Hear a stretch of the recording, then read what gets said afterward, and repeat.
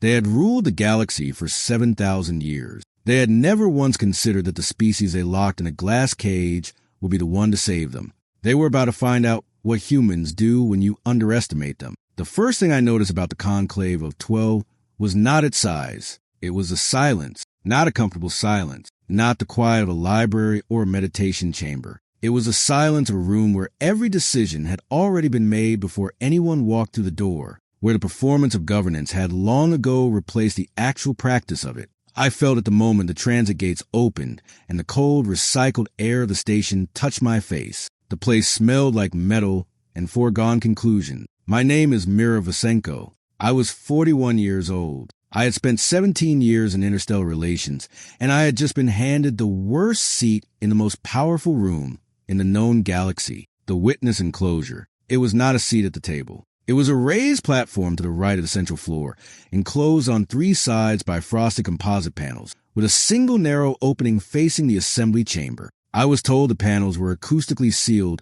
unless I activated the translation feed. I was told the enclosure had independent atmospheric regulation. I was told it was a privilege. It was a cage with better ventilation. The chamber itself was immense. 14 curved tiers rose in a circle, each one occupied by the representatives of a founding civilization. The ceiling above them was open to the cosmos, not literally, but through a transparent composite so flawless I could see the 3 stars the station orbited, each burning a different color at different distance, copper, violet, and a deep glacial white that did not flicker. It simply burned, steady and cold and ancient. The assembly had constructed the station so that it orbited all 3 simultaneously. It had taken them 400 years to calculate the orbital mathematics and another 1,800 to build the structure itself. I had read about it before arriving. Reading about it and standing inside it were 2 entirely different experiences. I will not pretend otherwise. But I had also read the census records, the economic histories, the session transcripts, all 13 years of them, going back to the day humanity made first contact with the broader galactic community and was handed our witness status with the kind of measured smile you give someone who has just arrived at a party that ended hours ago. The session opened without ceremony. A deep, sustained tone sounded. Not a bell, something older, something I felt in the bones behind my ears, and the representatives settled into their positions. 14 civilizations, each one older than recorded human history. The Vera sat at the highest tier.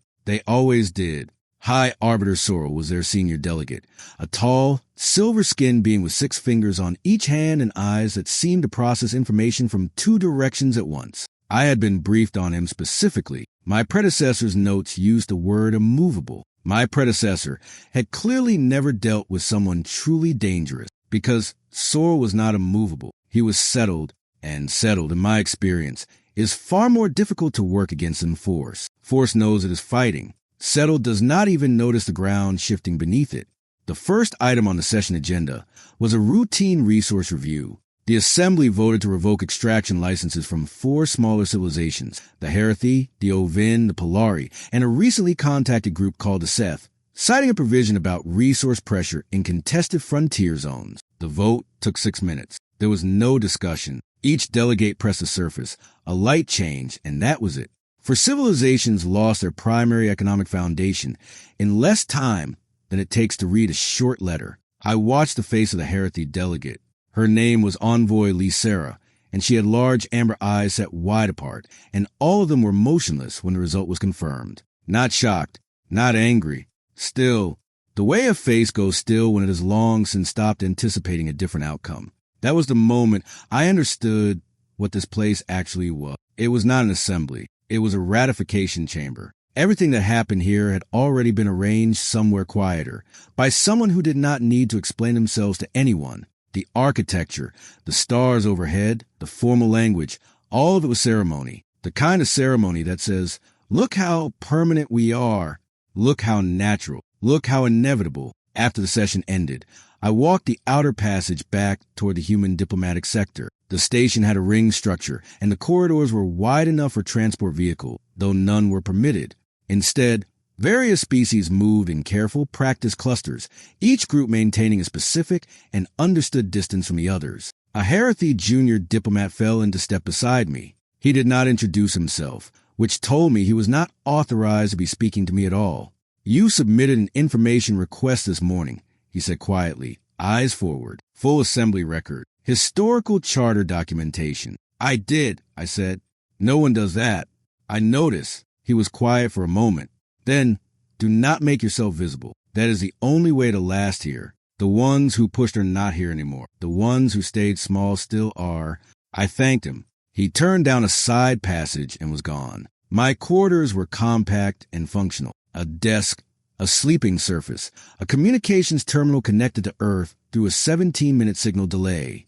I sat at the desk and opened my reporting interface. I had 400 pages of session transcripts pulled from the public archive. I had the audio records from the enclosure feed. I had 13 years of my predecessor's careful, quiet, nothing disturbing observations. I set all of it to one side. I typed my first report to the Earth Diplomatic Commission. It was 4 pages. The subject line read, "They have no idea what they are sitting across from." I sent it.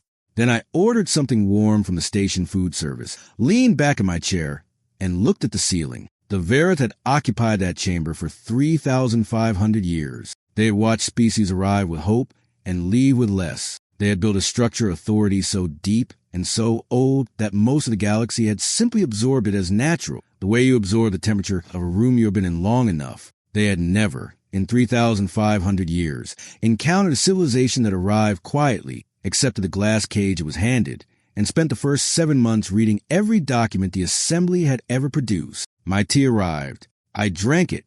I got to work. 7 months later, Priya Anand knocked on my office door at 4:10 station time, the middle of the night by any human measure, and I was already awake because I had not slept more than 4 hours in 4 days. Priya was my legal researcher. She was 28, held dual specializations in comparative interstellar law and ancient linguistic systems, and possessed the one quality that makes a person genuinely invaluable in difficult circumstances. She could not leave an inconsistency alone. Once she found something that did not fit, she pulled on it until she understood every thread, or until a whole structure came apart. I had selected her for exactly that reason. She was holding a data tablet in both hands the way you hold something that might be important enough to drop accidentally. "I found it," she said. I set down my stylus. "Found what?" "The original founding charter, not the standard translation, not the version every civilization has been citing for 3,000 years. The source document, in primary Veriscript, from the station's own historical archive." I looked at her for a moment. "Sit down, Priya." She sat. She placed the tablet on my desk. The text on the display was in a script I could not read. Long, angular characters arranged in descending columns that moved from the center outward. "And," I said, "it is not the same document," she said. "The translation that all 31 member civilizations base their understanding of assembly authority on. It is not an accurate translation. There are provisions in the original that were simplified. Some were condensed. And one of them," she pointed to a specific block of text near the lower portion of the document, "was changed in a way that completely inverts its meaning." I leaned forward. What Priya had found was provision 31, subsection C, of the Assembly's founding charter. In the official translation, it read, "Observer civilizations may submit applications for status elevation through a formal review conducted by the Standing Committee on Membership Expansion. Review timelines are subject to committee determination." In the original Veriscript, it read something entirely different. Priya pulled up her translation note. She had spent 4 weeks on it, cross-referencing primary Veriscript against linguistic records from Verith's own historical documentation, which was publicly accessible because the Verith believed no civilization outside their own could read it. The original provision read, "Observer civilizations that demonstrate substantive contribution to the stability of the galactic community, in 3 or more documented instances, shall hold the right to petition for full membership. Said petition shall be brought before the full assembly within 80 days of submission. A binding vote shall follow within 21 days thereafter." I read it twice, then a third time. "Shall hold the right." I said, "Shall hold the right." Priya confirmed. "Not may apply. Not subject to committee review. A right. A guaranteed entitlement. And the 80-day and 21-day timelines are binding. The assembly cannot defer, postpone, or redirect to committee. Once the petition is filed with 3 documented contributions attached, they are required to hear it and vote." I sat back. Outside my window, the violet star had moved into view, sharp and cold, the first to appear from this angle each rotation. I watched it for a moment. How certain are you in the translation? I asked. Completely, she said without pause. I had it independently verified by Dr. Okafor at the Lagos Institute. He is a leading authority on early Verith linguistic system. He confirmed every line. Does anyone else know? No. I came directly to you. I nodded slowly. Then I asked the question that mattered most. What constitutes a substantive contribution to galactic stability? Priya smiled for the first time since she had walked in. It was a smile of someone who had not just found one answer, but had found the entrance to a room full of them. The charter does not define it precisely, which means we construct the definition ourselves. And we have been constructing it for 7 months without knowing that was what we were doing. She was right. I had spent the past 7 months compiling every instance of human activity that had produced a meaningful positive outcome for a non-human civilization. It had begun as background research, a way to understand the political environment, but it had become something else entirely. I pulled up the files. Item 1. 8 months ago, human medical researchers embedded at the Heresy Health Cooperative had identified the origin of a systemic illness that had been spreading through Heresy population centers across 6 systems. The Assembly's medical review panel had been studying it for 3 years without resolution. The human team identified the source in 9 weeks and published the treatment protocol openly at no cost, with full documentation. Heresy Health records showed a 74% reduction in active cases within 80 days. Item 2. 5 months ago, a resource boundary dispute between 2 smaller civilizations had been escalating steadily toward active conflict. The Assembly's arbitration panel had a scheduled review hearing 22 months out. A human diplomatic team offered voluntary facilitation. The dispute was resolved in 7 weeks. Both civilizations signed a shared access agreement that remained in force to this day. Item 3. 3 months ago, human engineers working the outer transit corridor had identified a cascading error in a navigational relay network serving 9 civilizations. Left unaddressed, the error would produce systematic misdirection of vessels within 6 years, with projected collision rates in the hundreds. The repair proposal was submitted to the Assembly's Infrastructure Review Panel, who placed it on a standard backlog list. The human team repaired the network themselves, with written authorization from all 9 affected civilizations, without waiting for panel. 3 contributions, 3 documented instances of substantive positive impact on galactic stability. We are already there, I said. We have been there for 3 months, Priya said. We simply did not know we needed to be counting. I stood and walked to the window. The violet star had cleared the station's outer ring and burned steadily in the black. The Assembly had ignored us for 13 years. They had placed us in a glass cage and assured us it was an honor. They had passed measures affecting our colony systems without consulting us, made decisions about transit corridors our vessels used as if we were an afterthought, and greeted us in the hallways with polite, pleasant warmth of people who have never once felt the need to take us seriously. And while all of that was happening, we had been doing what humans do. We had been working, solving things, helping people. Not because we were building toward this moment, though it would serve us now, but because that is simply what we are. We see a problem, and we cannot walk past it. We see someone struggling, and we cannot look away. I turned back to Priya. 2 things, I said. First, I want every item in that file verified, sourced, and formatted for a formal petition. Every contribution needs primary documentation, witness confirmation where available, and a clear statement of galactic impact. I want it precise. I want it undeniable. And second, she asked, second, build relationship, not formal diplomatic contacts. Actual relationship, the Heresy delegate, the Ovin trade representative, the Polari and Seth contacts we developed during the relay network repair. I want to understand what they need, not what the Assembly allocates to them, what they actually need, what would genuinely help them. Priya looked at me carefully. You are thinking about the co-endorsement requirement. I had not told her about the co-endorsement requirement yet. I had found it 9 days ago, buried in procedural framework governing petition submissions. It required 3 existing full member endorsements on any membership petition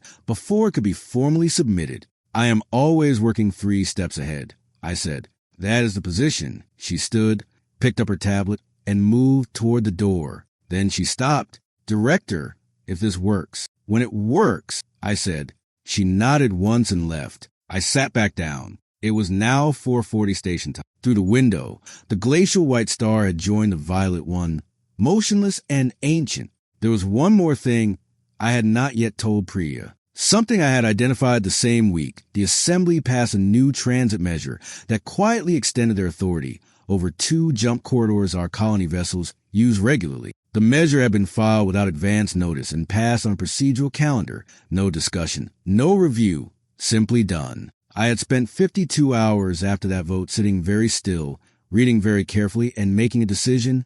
I had quietly rerouted every piece of human freight, moving through those corridors onto 3 alternate paths, through standard shipping administrative channels. Unremarkably, without announcement, I had also ensured that those alternate routes passed through the territorial borders of the Herathi, the Ovin, and the Polari. The transit revenue those 3 civilizations earned over the following 8 weeks exceeded what they had collectively generated in the previous 2 years. The Verith filed a formal inquiry about the rerouting 6 weeks later, citing an unwritten understanding about established trade flow patterns. There was no written agreement anywhere. I had checked thoroughly before acting. Priya laughed for 4 minutes when I told her about the inquiry. I reminded her to remain professional. Then I laughed too, but the laughter did not stay long, because what was coming next was not a logistics adjustment or a document analysis. What was coming next was the hardest thing a diplomat ever faces. Walking into a room full of people who hold all the authority and making them hear someone they have spent 13 years not hearing.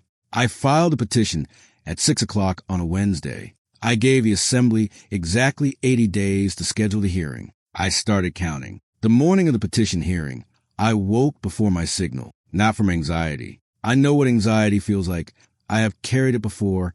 This was something different, sharper. The feeling of standing at the edge of a long walk, knowing the next step either holds or does not, and understanding there is nothing left to do except take it. I dressed deliberately, not the formal presentation robes the Assembly Protocol Office had recommended when I first arrived. I wore the standard Earth Diplomatic Corps uniform, deep charcoal, clean lines, the small mission seal at the collar, no ornamentation, no attempt to perform importance. I wanted to look exactly like what I was, a human in the room, about to be heard. Priya met me outside the chamber entrance with a tablet and 2 cups of coffee. She had not slept. I could see it in the set of her shoulders and the way she held the tablet with slightly too much tension. All 3 co-endorsement confirmed?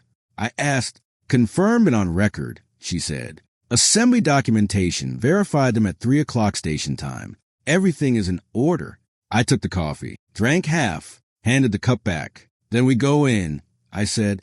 The chamber was full. That surprised me. Membership petitions were not common. There had been only 4 in the past 600 years, and all 4 had come from civilizations already closely aligned with founding members. This was different. Word had moved through the station quickly once the petition was formally docketed. Enough delegates had cleared their schedules to see what was going to happen. I walked to the petitioner's floor, a circular open space at the base of all 14 tiers. I had never stood in it before. No human had. I stood at the center and looked up. 14 tiers, 14 civilizations, hundreds of faces I could not fully read, all oriented toward me. High Arbiter Sorrel the Verith was at the highest position, as always. He regarded me with the particular expression I had learned to recognize from him, the composed attention of someone observing a situation they believe they have already accounted for. The session moderator opened proceedings. I was given the floor. I did not begin with an appeal. I did not begin with a statement about human potential or our vision for the galaxy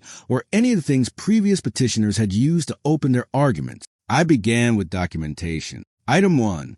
I described the Herathi medical contribution in precise terms. Dates, case numbers, outcome statistics, cost of human team, 0 cost to the Herathi. I cited primary sources. I cited the Assembly's own medical review panel records, which confirmed the illness had been under active study for 31 months before human researchers resolved it in 9 weeks. Item 2.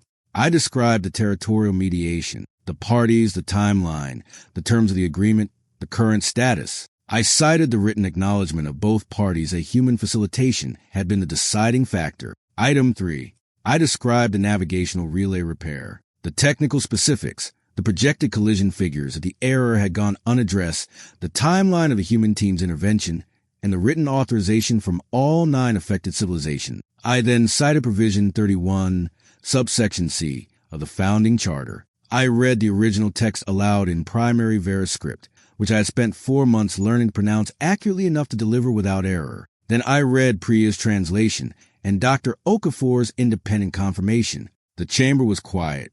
I stated our grounds for full membership and formally invoked the entitlement provision. High Arbiter Sorrel allowed the silence to hold for exactly 14 seconds. I counted. Then he spoke. "The petition is acknowledged," he said, in the measured voice of someone who had long ago learned to keep every word under control. "However, the Assembly must note that petition filings of this category require co-endorsements from 3 existing full-member civilizations before they may proceed to a binding vote. This is a procedural requirement under Regulation 9 of the membership framework. Without those endorsements, the petition, however thorough, cannot advance." He paused, and in that pause, I heard something I had not expected. Relief. He had reviewed the membership framework the moment the petition was filed. He had found Regulation 9. He had concluded that a civilization with no existing full-member alliances could not possibly produce 3 co-endorsements. Not in 80 days. Not without a political network built over generations. I reached into the interior pocket of my jacket and removed a single folded document, printed on physical paper. No one used physical paper anymore. That was precisely why I had used it. It occupies space in a way a data file does not. It has weight. I unfolded it and held it where the chamber could see. Co-endorsement 1, I said. Envoy Lycera of the Herathi Confederation, full member civilization, in recognition of documented humanitarian contribution under the charter definition of galactic stability. I let that land. Co-endorsement 2, Representative Davin of the Ovin Assembly, full member civilization, in recognition of conflict mediation services resulting in a binding territorial agreement. I let that land as well. Co-endorsement 3, Ambassador Rel of the Polari Union, full member civilization, admitted to full membership 11 months ago in recognition of infrastructure services rendered to 9 member civilizations without compensation or condition. The chamber held it quiet, not the managed silence of a formal proceeding, a genuine, unscripted, uncertain quiet. Sorrel's eyes, both of them, converged and focused on me at the same moment. For Verith, that was not instinctive behavior. It meant something was receiving his complete and undivided attention, something that had not, apparently, received it in quite some time. I had not simply produced 3 endorsements. I had produced 3 endorsements from civilizations whose economic standing and diplomatic position had improved substantially in the past 7 months, whose trust in humanity had been built not through political negotiation, but through simple, consistent, ordinary help. We had not approached them for endorsements. We had helped them because they needed help. The endorsements had followed naturally, which is the only way endorsements like that are ever real. The session moderator verified the document. The vote under the entitlement provision was binding and mandatory within 21 days. High Arbiter Sorrel said nothing further for the remainder of the session. In the corridor afterward, Priya walked beside me without speaking. She did not need to. I had been replaying that moment since it happened. The moment Sorrel's attention converged. The moment the chamber went genuinely quiet. The moment something 3,500 years old and deeply certain of itself looked up and discovered the foundation had shifted. I have thought about it many times since. Not with pride, though there was some of that. Mostly with a memory of what it looks like when something ancient and permanent suddenly realizes it may not be as permanent as it assumed. It did not look angry. It did not look frightened. It looked surprised. And that, I think, was the most distinctly human victory of all. Not force, not power, not volume, just a quiet, patient, persistent refusal to accept a limitation that had been drawn by someone else in someone else's language for someone else's reason. We had shown up, done the work, and the work had spoken for itself. The vote was scheduled for 18 days later. I spent those 18 days preparing for what came next because I knew Sorrel, and I knew the vote would pass, and I knew the assembly would find ways to make us wish it had not. The enclosure might be getting larger, but they would still try to keep an enclosure. We were going to have to deal with that. The vote passed. I want to say that plainly, because it deserves to be said plainly. The vote passed. Humanity became a full member of the Galactic Assembly, the first civilization to achieve that status through an entitlement claim in 7,000 years. For founding members voted against. The remainder abstained or voted in favor. High Arbiter Sorrel abstained. I had expected him to vote against. His abstention was its own message, one that said, I will not be seen opposing this, but I will not honor it either. We were in the room now, fully, legally, permanently. They gave us Tier 12, third from the bottom. They gave us no weighted vote on resource decisions, no position on the security review panel, and no access to the closed session records that documented how decisions were actually made before they appeared in the public chamber. They assigned us one administrative office on the outer ring, far from the diplomatic hub, with a communications terminal running on deliberately restricted bandwidth. The Vera's senior aide, a younger official named Tevin, delivered the office assignment notice in person. He did it with a small, careful expression. The expression said, "You won the petition." But winning the petition was not winning. He was right, but not in the way he thought. I accepted the assignment with a polite acknowledgement. Then I went to my actual office, the one I had been working from for over a year, which I would keep regardless of what they assigned, and sat down with Priya and 4 members of our extended team. They are going to attempt 3 things, I said. First, they will control what we can see. Second, they will limit what we can do. Third, they will make the limitations appear natural, like the ordinary structure things, not like a deliberate effort to contain us. So what do? Asked our communications coordinator, a calm and methodical woman named Dr. Sarah Obi, who has spent 11 years working in deep space relay infrastructure before joining the diplomatic division, and who possessed a specific quality of never responding to a problem until she fully understood it. We request every administrative post no one else wants, I said. Sarah looked at me. Records maintenance, I said. Translation standards oversight. Interspecies dispute scheduling. Communications protocol review. Session transcript certification. All of it. Every administrative function that requires real work and produces no recognition. We volunteer for all of it. Priya had already pulled up the list of open administrative appointments on her tablet. She was nodding slowly. There are 17 open positions across those areas. No one has submitted for 13 of them. Because they are tedious, Sarah said. Because they are tedious, I agreed. And also because they are, in practice, the connective tissue of this entire organization. Whoever manages the session calendar determines when things are heard. Whoever certifies the transcripts determines what the official record reflects. Whoever sets translation standards determines how agreements are interpreted. These are not minor things. They have simply never been understood as significant things because the civilizations holding them never thought carefully about what they could do with them. Over the next 5 months, we applied for and received all 17 positions. We were thorough, consistent, and entirely unglamorous about it. We maintained accurate record. We kept clean schedule. We never misused any of it. We did not need to. The value was not in using the positions improperly. It was in having them. In being the civilization that others contacted when they needed a hearing scheduled, a document properly certified, a translation dispute resolved professionally. Within 5 months, we were more embedded in the actual functioning of the assembly than civilizations that had held full membership for 800 years. The Verith noticed eventually. High Arbiter Sorrel requested a private meeting. His offices, not mine, a deliberate signal about relative position that I acknowledged and did not comment on. His office occupied the upper section of the station's central spire, with an unobstructed view of all 3 stars simultaneously. I assumed the view was intended to establish something. It did establish something. It was genuinely extraordinary. I told him so directly. He appeared mildly surprised by the honesty. "You have been active," he said. "We are an active species," I said. "You are accumulating administrative presence. We are doing work that needed doing," I said.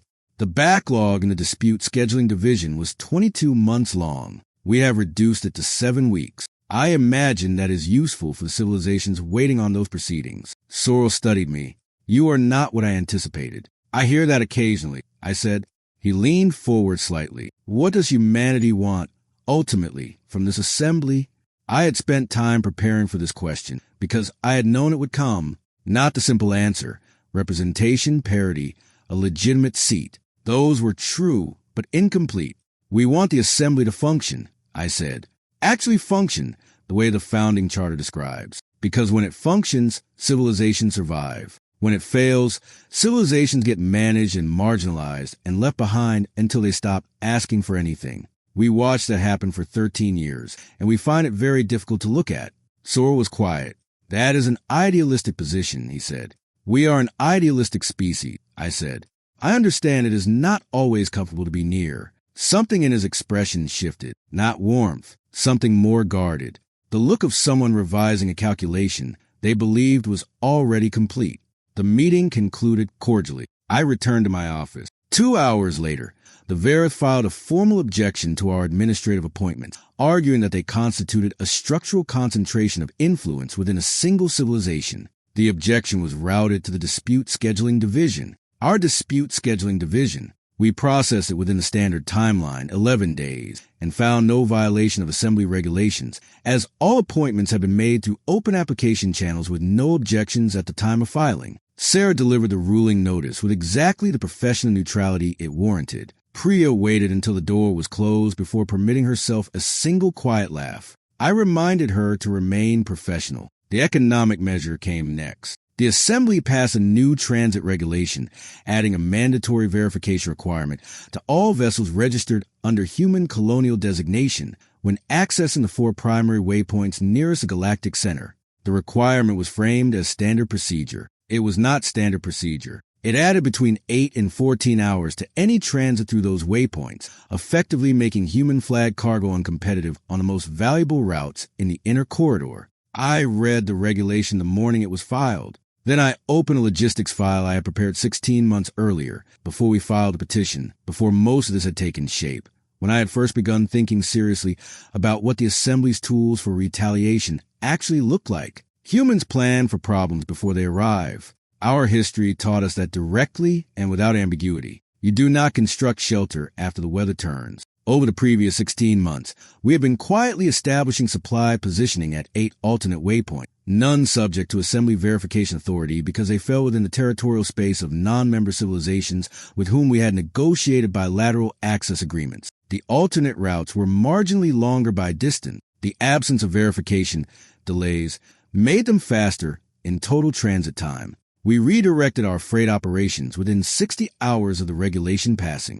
The Assembly's verification teams arrived at the 4 designated waypoints and found almost nothing to verify.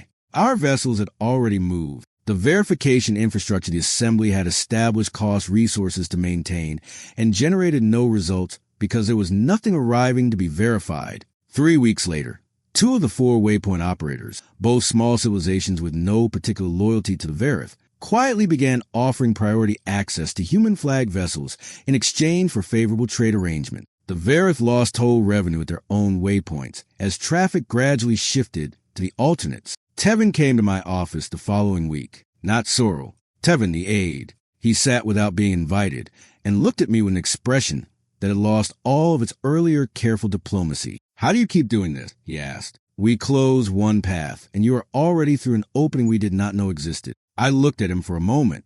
He was relatively young, mid-career for a Verith, meaning perhaps 180 years of service ahead of him. He was capable, and he was genuinely confused in a way that told me he was not asking strategically. He actually wanted to understand. "We do not see past obstacles," I said. "We accept that obstacles exist, and we make plans for them before we arrive at them. Your people stopped doing that a long time ago, because we did not need to," he said. "Exactly," I said. "You stopped encountering problems that required that kind of thinking. So the thinking stopped being practiced. That is not a judgment. It is simply what occurs when nothing challenges you for long enough." Tevin sat with that. "And now you have us," I said, "which I can promise will keep you engaged." He left without responding. But the Assembly's responses were becoming slower, less precise. Each new measure arrived with a longer interval between announcement and effect. They were spending more time in internal discussion before acting, which meant uncertainty, which meant we were working. We were inside the system now, and the system was beginning, quietly, without anyone formally acknowledging it, to run on our calendar. The signal arrived at 2:40 station time, on a night when I had managed 6 consecutive hours of sleep, which had become a personal record. It came through the emergency channel, the one reserved for extinction-level events, civilization-wide emergencies, and contact with the unknown. I had never heard it activate. I was not certain it had ever activated during my time on the station. The sound it made was not an alarm. It was a sustained deep tone unlike any other signal in the station system. And when it reached my quarters through the wall speakers,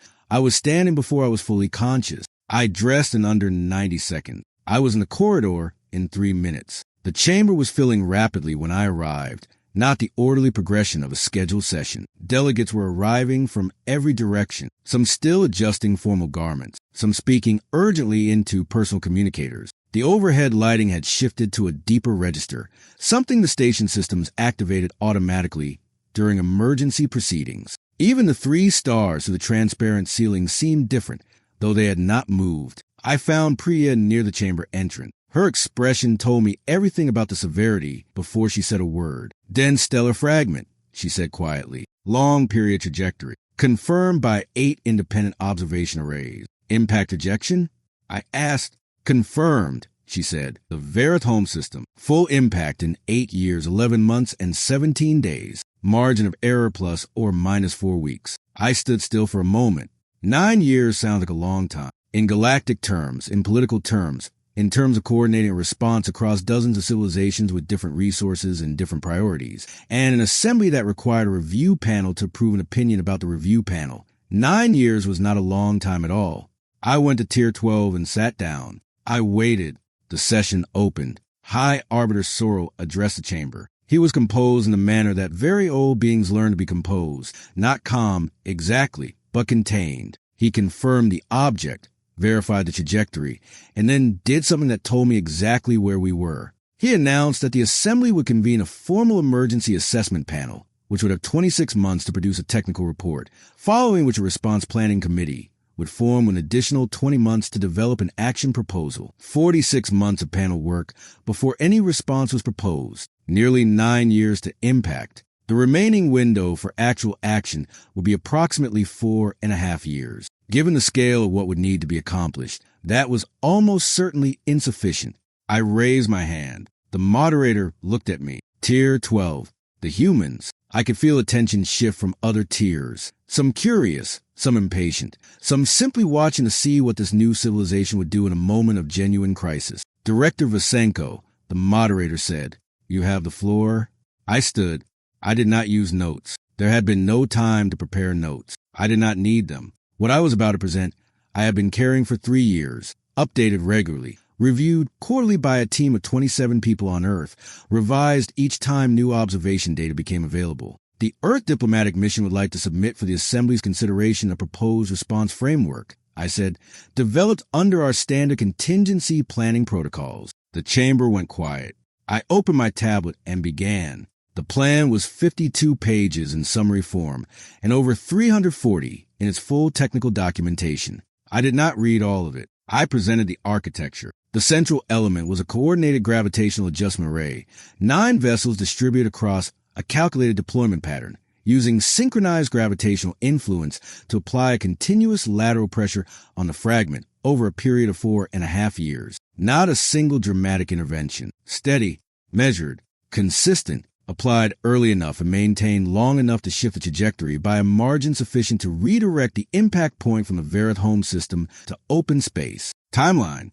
Array construction could begin within 7 months using existing shipyard infrastructure already operational in the territorial space of 4 different civilizations. Full deployment in 18 months, 4.5 years of operation. Total elapsed time from initiation to confirm trajectory shift, 6 years and 1 month. Safety margin against the 9-year impact deadline, 2 years and 10 months. I then presented the resource framework, which civilizations had, which existing infrastructure, which could contribute which components, how costs would be distributed across contributing parties, and what the shared ownership structure of the array would be after the operation concluded, because a coordinated deep space infrastructure asset of that scale would retain ongoing value, and the question of ownership needed to be settled before anyone agreed to build it.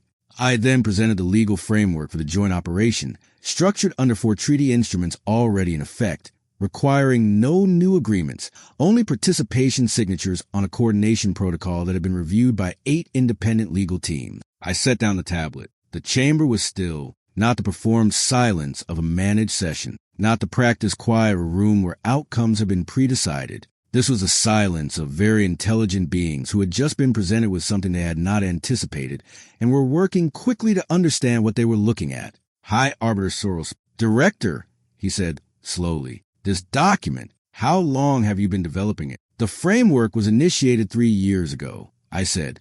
"It was designed as a general response structure for high-mass stellar fragment scenarios in populated inner corridor systems. It has been revised 11 times as new observation data became available. The version I am presenting today was updated 5 weeks ago to incorporate the specific characteristics of this object and trajectory. A pause. You developed a contingency plan, Sorrel said, for a situation that had not yet occurred. We developed contingency plans for all scenarios carrying a probability above our response threshold, I said. This one was not among the most likely, but the consequences of encountering it unprepared were significant enough to justify the preparation. What probability did you assign to it? He asked. 1.8% over a 40-year window, I said. Low. But 1.8% is not zero. Sorrel was quiet. Around the chamber, I could see other delegates consulting with advisors, reviewing tablets, pulling up the document I had just submitted to the assembly record. You built a plan, Sorrel said again, almost quietly, almost to himself, because the number was not zero. We build plans for everything that is not zero, I said. That is what we do. After the session, as the chamber cleared into smaller groups of delegates beginning the political conversations about contribution ratios and shared ownership that would take weeks to resolve, High Arbiter Sorrel came down for his tier to the chamber floor. I had not expected that. Every meeting we had ever held, I had gone to him. He had never come to me. He crossed the floor and stood in front of me. He looked at me for a moment without speaking. His eyes converged, both focused on me the way they had on the day of the membership hearing. Full attention. Why? He said. I understood he was not asking about the plan. We would lose a great deal if the Veras were gone, I said. Your historical archives alone contain knowledge that cannot be reconstructed. Your orbital mechanics traditions, your understanding of long-duration stellar observation. The assembly functions in part because of your institutional memory. The galaxy would be measurably poorer without you in it. Sorrel processed it. Then, we have not treated your people with fairness. No, I said. You have not. Then why? Because we were not saving you, I said. We were protecting the neighborhood. I paused. And because a civilization that only helps those who have been kind to it is not building anything worth living in. We decided a long time ago that we wanted to build something worth living in. That means helping even when it costs something, even when it is not returned. Sorrel stood very still. Your species is difficult to understand, he said. I know, I said. You are difficult to anticipate, he said. I know that too. And you are, he stopped, began again. You are not going to stop. No, I said. We are not. He nodded once, small and slow. Then he turned and walked toward the exit. At the threshold, he stopped, did not turn around. The plan is sound, he said. I will recommend full assembly support. He left. I stood in the center of the chamber floor for a moment, alone. The 3 stars overhead continued their slow orbit. Copper, violet, glacial white. The same stars that had burned there when the assembly was founded 7,000 years ago. The same stars that had watched everything this chamber had done and failed to do and decided and postponed and imposed and ignored. They were extraordinary. I thought about what it had taken to reach this moment. Not the petition, not the administrative positions, the freight rerouting, the legal research, the 7 months in a glass cage watching votes change the futures of civilizations in 6 minutes without discussion. All of that was part of it, but the core of it was something simpler and harder to articulate. Humans had looked at the galaxy and refused to accept that what existed was what had to exist. We had looked at the witness enclosure and refused to believe it was permanent. We had looked at a 7,000-year-old charter and decided to actually read it. We had looked at civilizations being discarded and decided we could not walk past that. We had looked at 1.8% and decided not to discard it because the number was small. We had not done any of it because we were calculating our advantage. Some of it helped us in the end. Most of it we did simply because we could not do otherwise, because we're the kind of civilization that sees a problem and cannot let it sit, that hears a number that is not zero and starts building something, that looks at something ancient and settled and asks, but is it right? And then does something about what it finds. The deflection operation was approved by unanimous vote 4 weeks later. 13 civilizations contributed to the array. Construction began 6 months after that. For years and 4 months of operation followed. The fragment's trajectory shifted. The margin was 2 years and 7 months. In the period following the operation, the assembly convened a structural review, the first in 4,500 years. 3 founding civilizations voluntarily proposed reducing their procedural authority in exchange for a reformed voting system that gave all full-member civilizations proportional weight on significant decisions. Humanity was offered a permanent position on the Security Review Panel. I accepted on one condition. I delivered it in writing, through the official channel, cited to the founding charter, formally entered into the Assembly's permanent record. The condition was simple. The witness enclosure was to be permanently decommissioned, not converted, not repurposed, decommissioned, removed. The motion passed. The night after it passed, Priya came to my office with 2 cups of coffee and sat across from me without speaking for a while. Sarah was there as well, reviewing the new panel assignments that came with the permanent seat. The office felt different. It had always been the same dimension. That evening it seemed to have more space in it. They called us dangerous, Priya said eventually, not directly to me, just into the room. They were right, I said, but not for the reasons they thought, Sarah said. No, I agreed, not for the reasons they thought.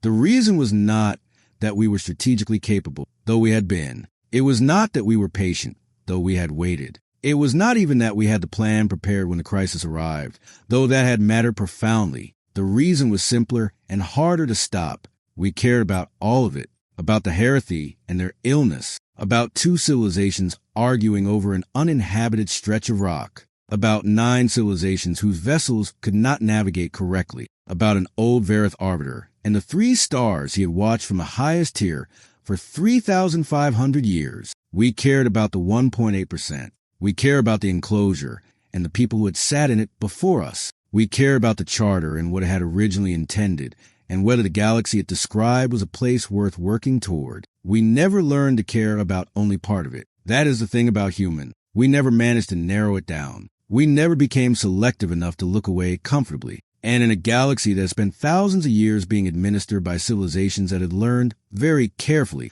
which things to stop noticing, we turned out to be impossible to contain. Not because we were powerful, because we were paying attention. All of it, all the time. And we were not going to stop.